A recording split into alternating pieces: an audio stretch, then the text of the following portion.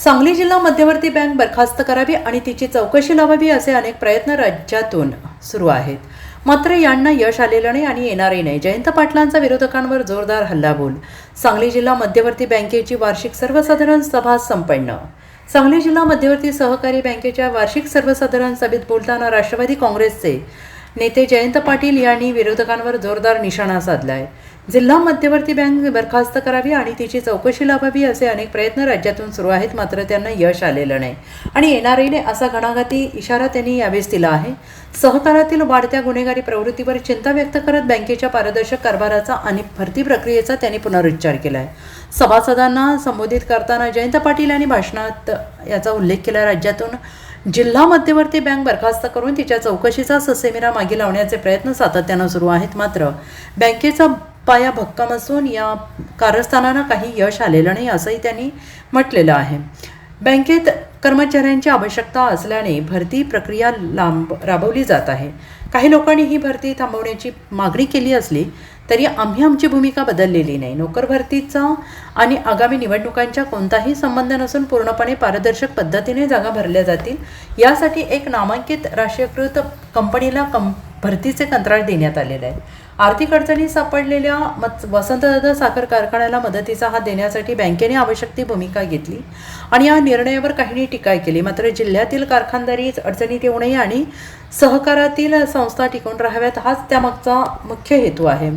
संस्था कोणाची आहे किंवा ती कोणत्या पक्षाच्या नेत्याची आहे याच्याशी आम्हाला काही देणं घेणं नाही. जिल्ह्यातील सर्व सहकारी संस्था चांगल्या रीतीने चालल्या पाहिजेत आणि त्या सहकारात टिकून राहिल्या पाहिजेत हाच आमचा प्रामाणिक प्रयत्न आहे असं जयंत पाटील यांनी नमूद केलेलं आहे. सध्याच्या निवडणुकांमध्ये माणसे पळवणे, धमकावणे, दहशतीच्या जोरावर संस्थांवर ताबा मिळवणे किंवा स्थापन करणे असे प्रकार जिल्ह्यात घडत आहेत आणि यावर तीव्र चिंता व्यक्त करत जयंत पाटील यांनी म्हटलंय की सहकार क्षेत्रात गुन्हेगारी आणि गुंड प्रवृत्तीच्या लोकांचा शिरकाव होता कामा नये. अशा प्रवृत्ती संस्थांमध्ये घुसणार नाहीत याची खबरदारी सगळ्यांनाच घ्यावी लागेल. सांगली जिल्ह्याच्या सहकार क्षेत्राला वाचवण्यासाठी आणि बँक भक्कमपणे चालवण्यासाठी सर्व सभासदांनी आणि भागधारकांनी पाठीशी उभे राहावे असे आवाहन त्यांनी यावेळेस केले. बँकेला बरखास्त करावं, बँकेची चौकशी करावी असे बरेच प्रयत्न महाराष्ट्रात चालू आहेत. आपल्या सगळ्यांच्या आशीर्वादाने असे कोणतेही प्रयत्न यशस्वी होऊ शकलेले नाही. जिल्हा मध्यवर्ती बँकेच्या कर्मचाऱ्यांची भरती व्हावी म्हणून प्रस्ताव बँकेने मंजूर केला, पण त्याविषयी पुन्हा जाऊन तक्रारी करण्यात आल्या आणि आपल्या जिल्ह्यात जे कर्मचारी भरण्याची संधी असताना आपण पारदर्शी पद्धतीने आता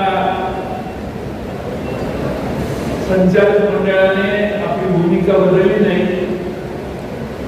सरकारकडे जाऊन ही भरती बंद करावी अशी भूमिका मांडली. आम्ही सगळ्यांनी भूमिका घेतली की पारदर्शी पद्धतीनं आपल्या जिल्ह्यातल्या लोकांना भरायचं काम आपण करू. 350-400 काहीतरी जागा आता भरल्या जातील. त्याचा आणि निवडणुकीचा काही संबंध नाही. कदाचित आरोप होऊ शकतो की निवडणुकीला प्रलोभन दाखवण्यासाठी त्याचा वापर होतोय. त्याची काही गरज आम्हाला कोणाला नाहीये. पण जिल्ह्यातल्या लोकांना कामाची संधी मिळावी हा आमचा प्रयत्न होता. आता जे जाहिरात केलेली आहे त्यात 19,000 लोकांनी अर्ज केले. त्यातले जवळपास 6,000 लोक ही महाराष्ट्रातले.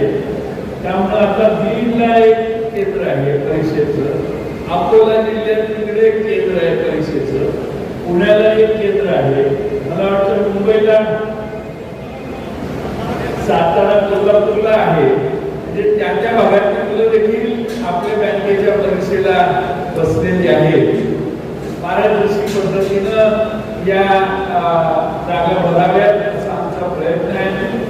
एक अतिशय प्रतियश नामांकित कंपनी ज्याचा राष्ट्रीयकृत बँका भरत्या करतात त्याच कंपनीला हे काम आपल्या जिल्हा मध्यवर्ती बँकेच्या संचालक मंडळाने दिलेलं आहे आणि त्यामुळं आपल्या जिल्ह्यात आता ते सगळीकडे जाहिरात झाल्यानंतर बाहेरचे पण लोक बसलेले आहेत परीक्षेला. पण आता बघू सिलेक्शन मात्र पारदर्शकपणानं होईल. त्यामुळं माझी आपण सगळ्यांना bureau report SVN Marathi Sangli.